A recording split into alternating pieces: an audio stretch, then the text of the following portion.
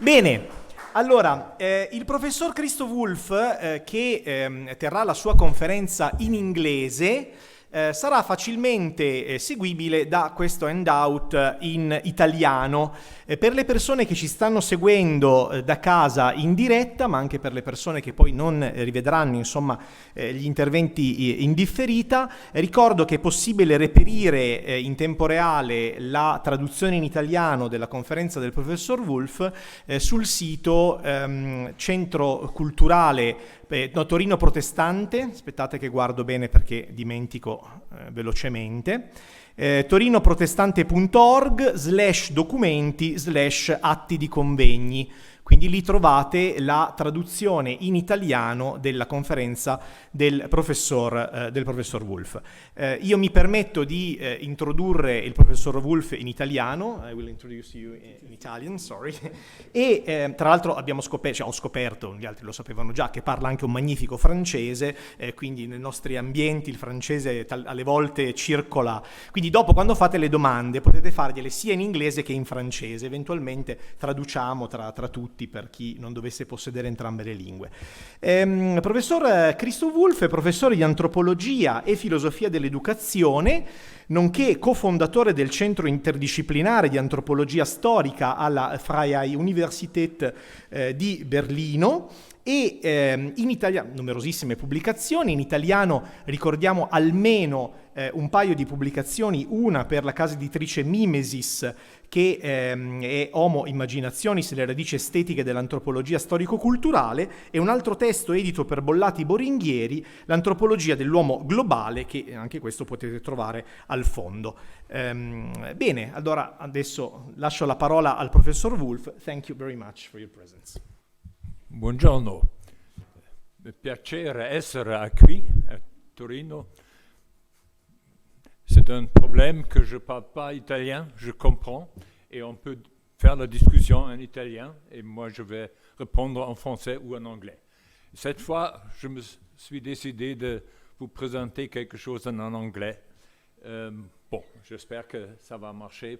Surtout, je suis très content qu'on a eu la possibilité de traduire ce texte-là. Bon, I'm going to talk about a difference. Something which is different from what we have been talked about in this conference, I assume. It is not easy today to determine what the evil is. In earlier times, when a personification of evil in the form of the devil was possible, this was less difficult.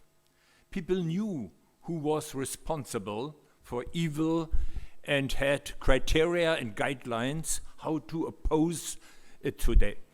Today, this almost universal understanding of evil does no longer exist.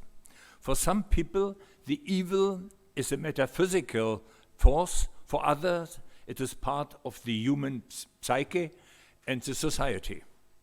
For a long time, it was theology and philosophy that determined what was to be considered evil. Then, in the 20th century, psychology and sociology came along as human sciences that also contributed to what constitutes evil. The other cultural sciences, such as anthropology, history, political science, education, art history, and literacy, and literary studies, also contributed. The range of perspectives became more and more extensive. The evil became an umbrella term under which different things were understood depending on the time and historical context. In the 20th and 21st century, the human sciences have made a decisive contribution to its differentiation and understanding. My thesis today is that the Anthropocene,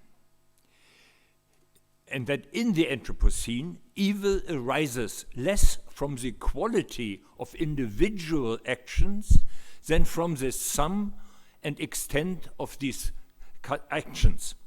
The example of climate change, pollution, and the destruction of non-renewable energies could be used to demonstrate this. By evil, I mean the extensive and drastic developments that endanger the future of the planet and of humanity.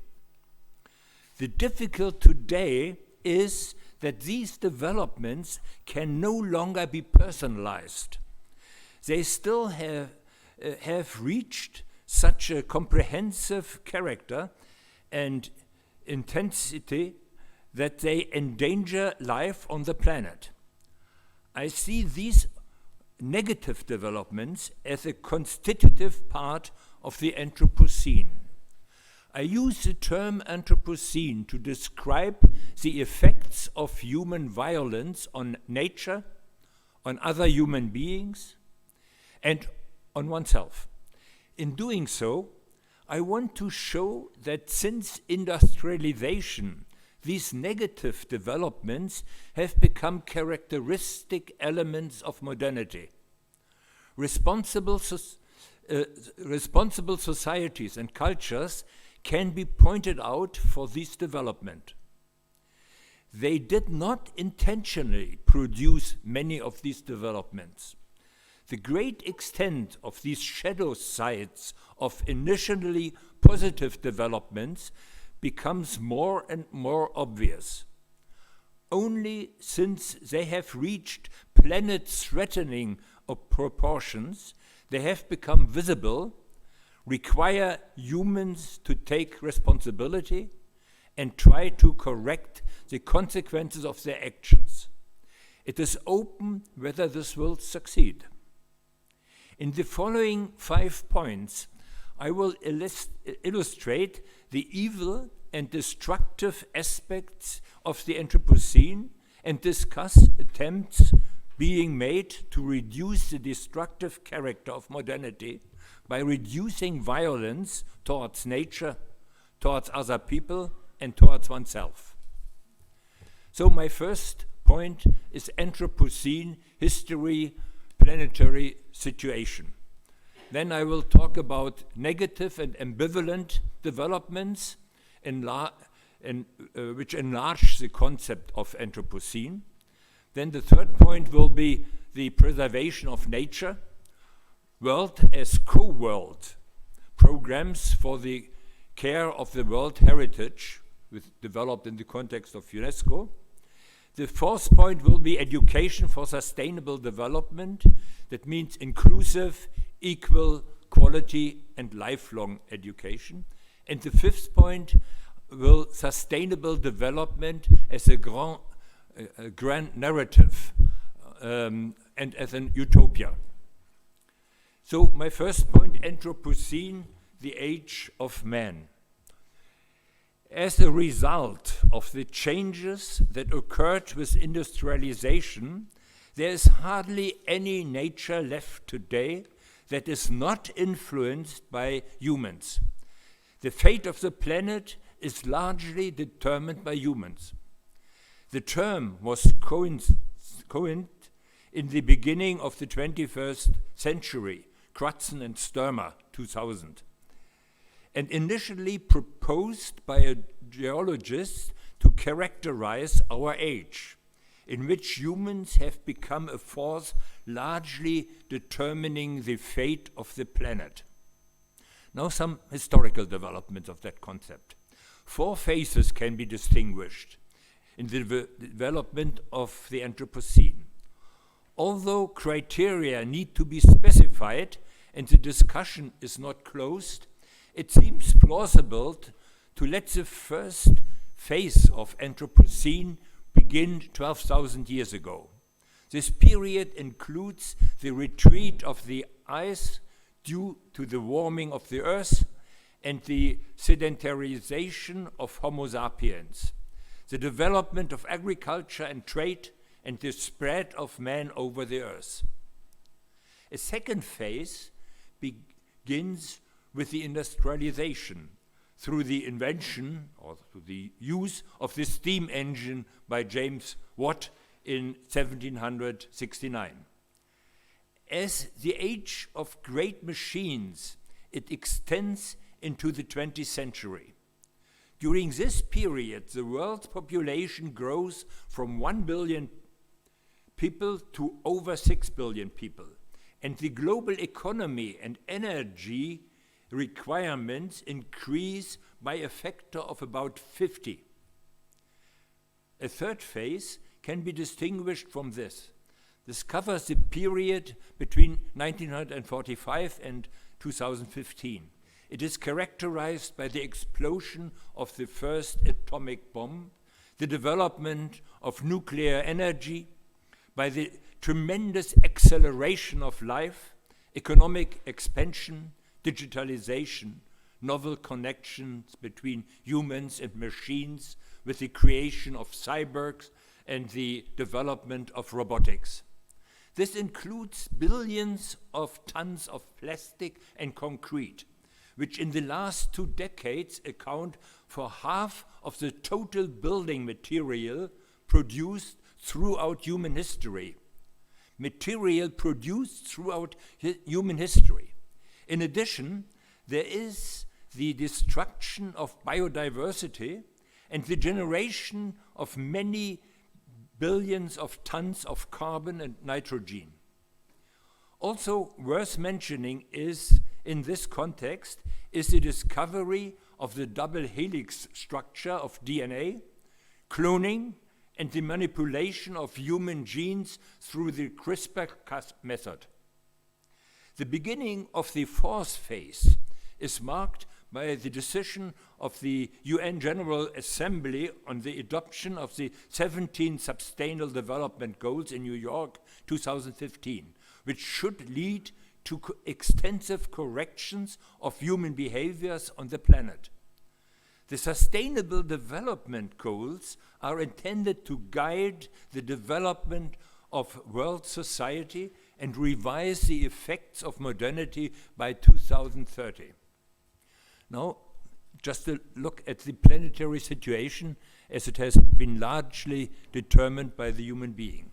Since industrialization, and especially since the discovery and the use of nuclear energy, a situation has arisen on our planet in which mankind is confronted to a great extent with the effect of his actions.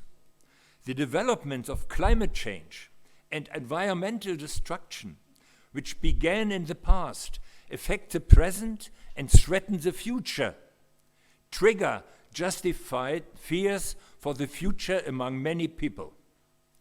Long unrecognized, then downplayed, and now unavoidable are the hardly correctable negative developments of modernity. These include the excessive cultivation of almost half of the Earth's surface by humans, the deforestation of large parts of the Earth, the increase of greenhouse gases, and the continuous pollution and destruction of the environment. According to a UN report for the millennium, 12% of bird species, 23% of mammals, 25% of conifers, and 32% amphibians are now endangered. According to WWF records, the population of marine species decreased by 49% between 1970 and 2012. A destructive impact on the planet is also caused by waste from electronic devices such as smartphones or computers, materials made from chemical synthesis, including plastic in particular, disruption of global atmosphere cycles, interference with the structure of life through breeding and genetic manipulation, and man-made disasters such as Chernobyl or Fukushima. In the 20th century, the world population grew from 1 billion people to more than 6 billion. The world economy expanded tremendously, and the demand for energy increased 50-fold. Since 1945, the situation has come to a head. examples of nuclear energy, the tremendous acceleration of life, the related economic expansion, the invention and global spread of new media, visualization and abstract character of the relationship with the world, the new type of man-machine connections with the production of cyborgs and the development of artificial intelligence and robotics. Add to this the new possibility of genetics to change nature, first with the discovery of the double helix of DNA, cloning and exploration of the human genome, and the possibilities of manipulating human genes by CRISPR-Cas method. In addition, there is a threat of a new possibility nuclear war. These negative and ambivalent developments, that's what I'm going to talk about now.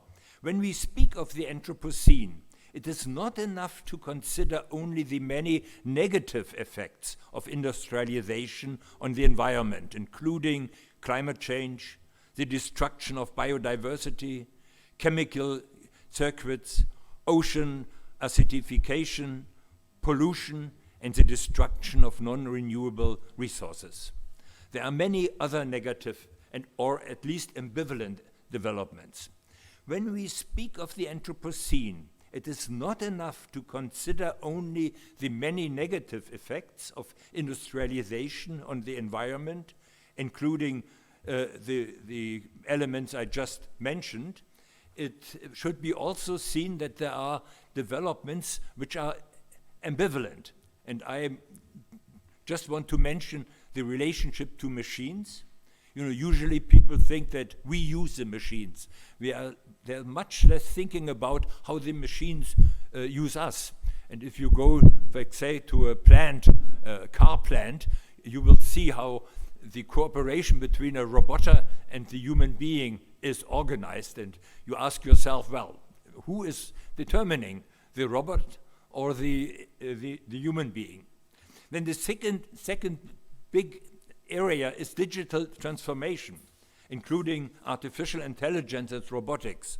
This is a huge topic, and it's also very ambivalent. On one hand, it may have positive effects, and there's just a UNESCO report now on the ethic dimension of the use of digital media. On the other hand, it may also continue to contribute to the dynamics which we have until now, and it may even make the situation worse.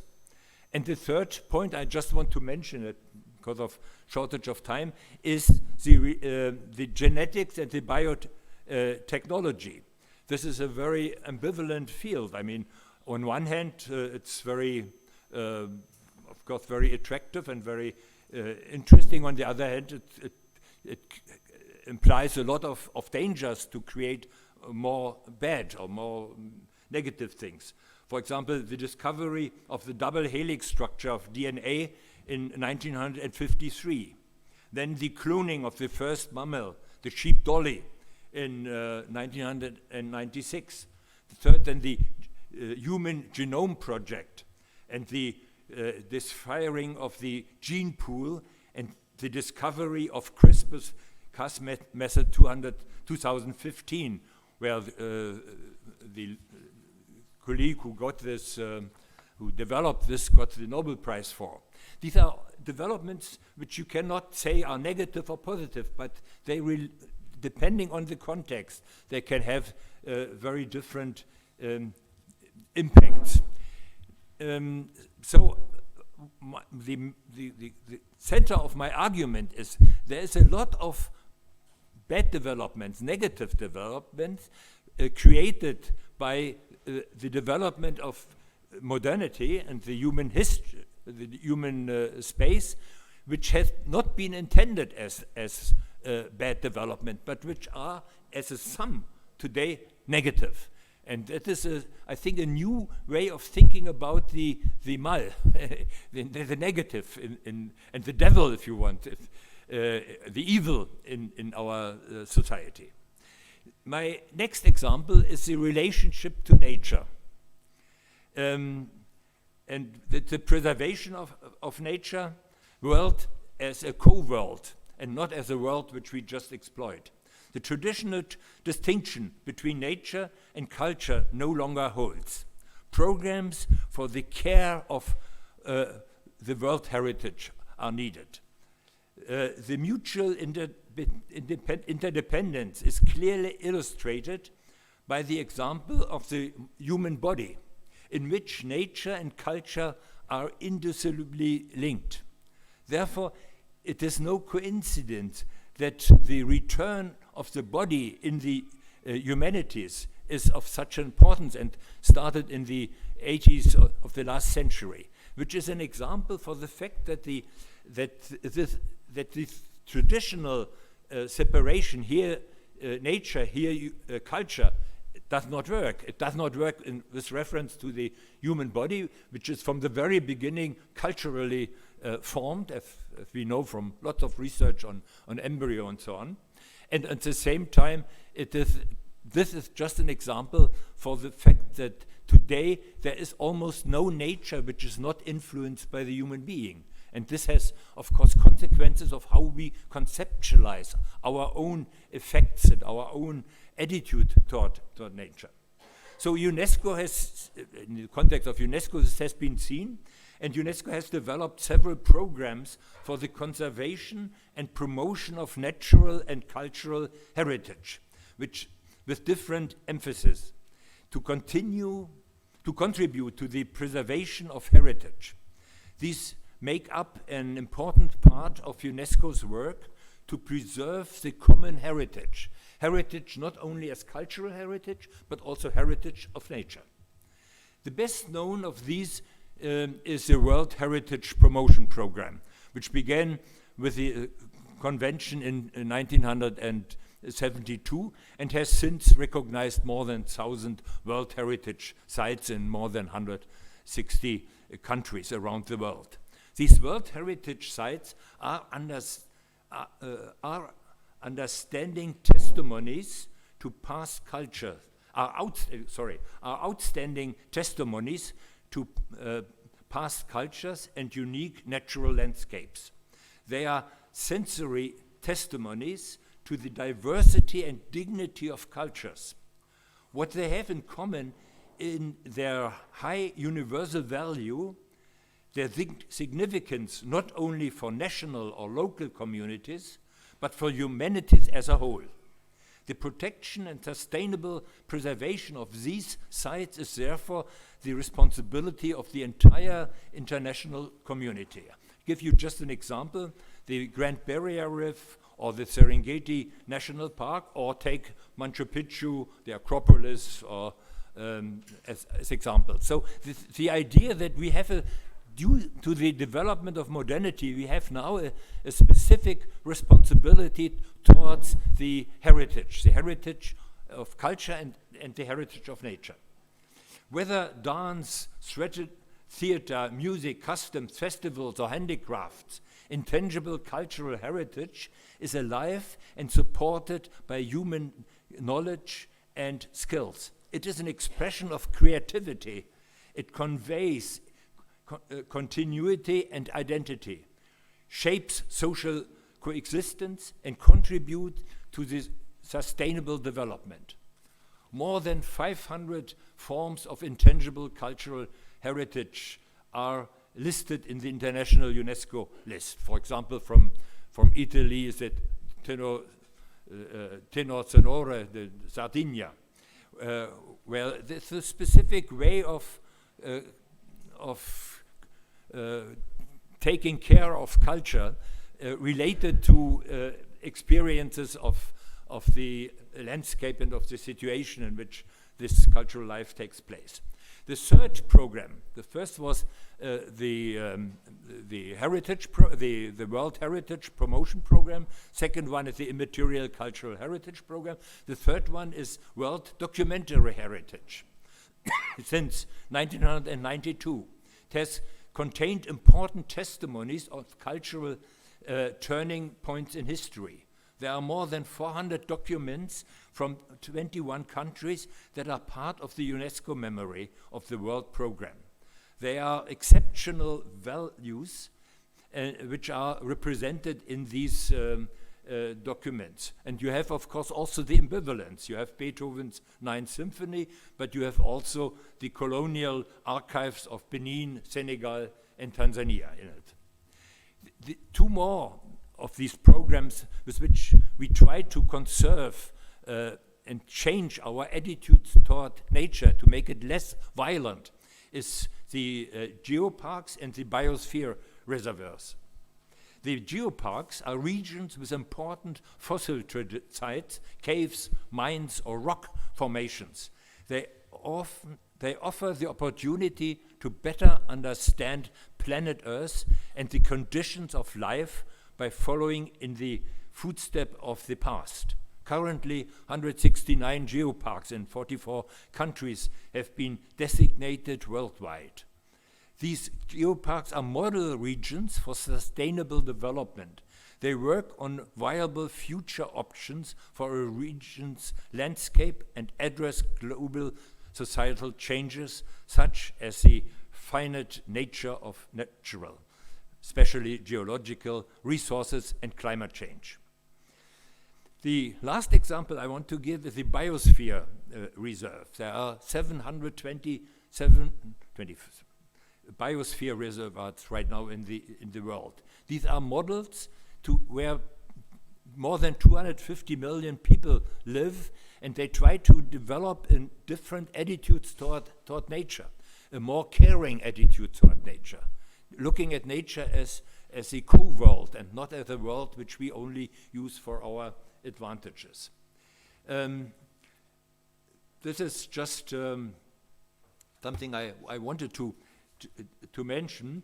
I think I should also come to another point, and that is the, let me see, this is the, because I have, this is education for sustainable development. Now, given that situation, which is full of violence, as I said, towards nature, towards other human beings, Ukraine war, that's one of the examples, but also of violence towards ourselves, this concept has created the attempt within the UN community to develop an education for sustainable development. And what does that mean?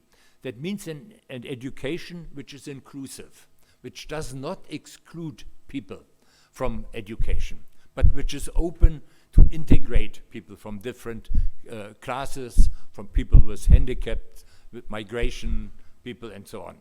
Then the second important point is equality. That means that, you know, that within that program we want to reduce the unequalness between people through education. That is an old dream, but still an important one, to create better conditions for all kinds of people. The third point, which is very important, is the quality, to improve the quality of education. And there has been quite some success in the last years, you know. The problem is always that we have an increase of population, and that means that all the progress made in this field is absorbed by the fact that we are getting more and more people.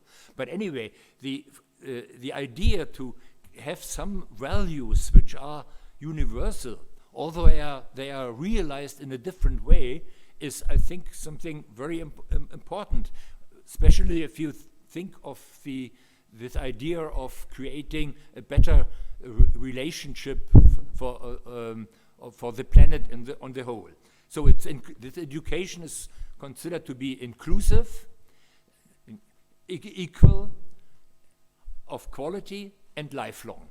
Since 1972, this idea of lifelong education is a very important one. Usually when we think traditionally on education, we think of schools. But here the idea is that the human being has the right to develop its education during his whole or her whole life.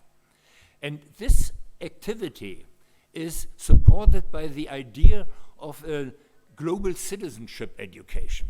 That means an education which makes us aware that we are not only Italians, French, or Germans, but that we are members of the planet, and that we have a responsibility also for these universal dimensions.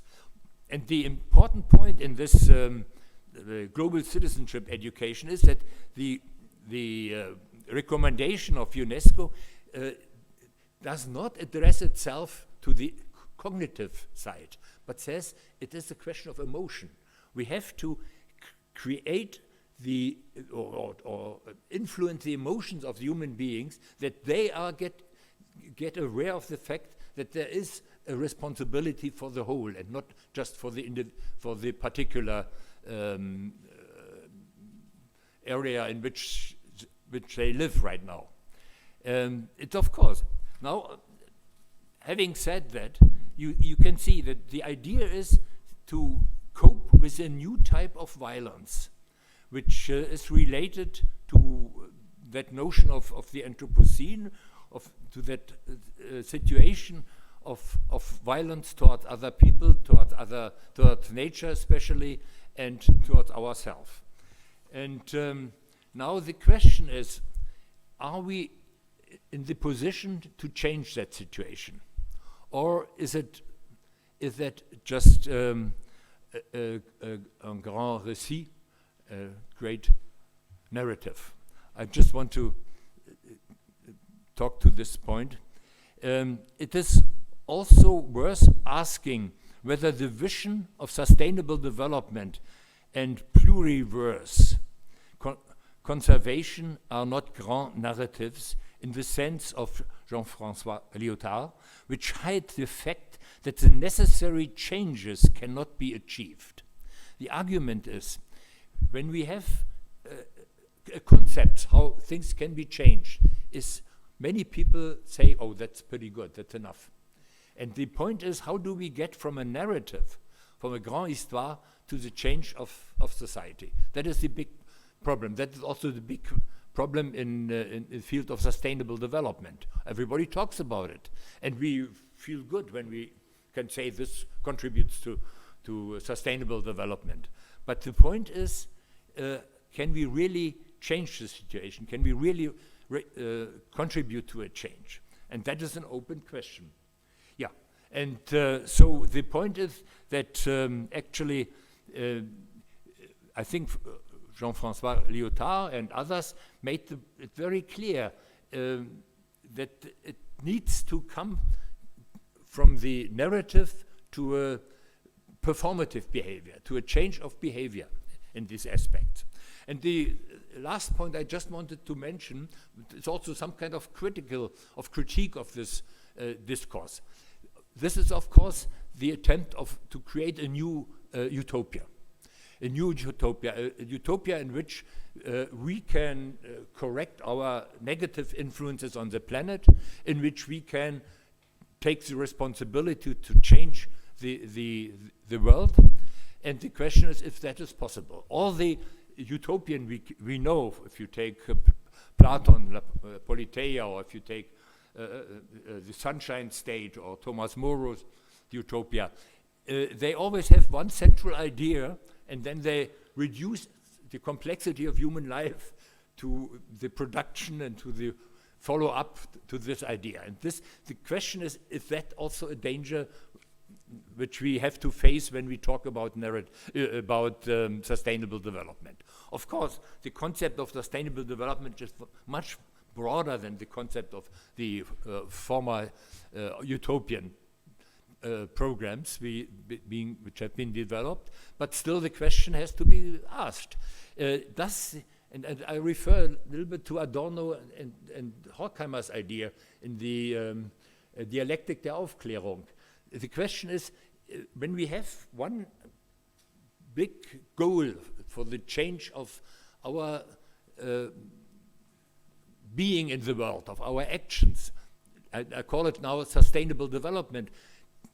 are we intended to, or do we intend to reduce all the other aspects under this concept? And is this possible? Or is it not, as Adorno, Horkheimer Adorno said it, for the Aufklärung, for the Enlightenment, the danger that this becomes worse than instead of becoming better?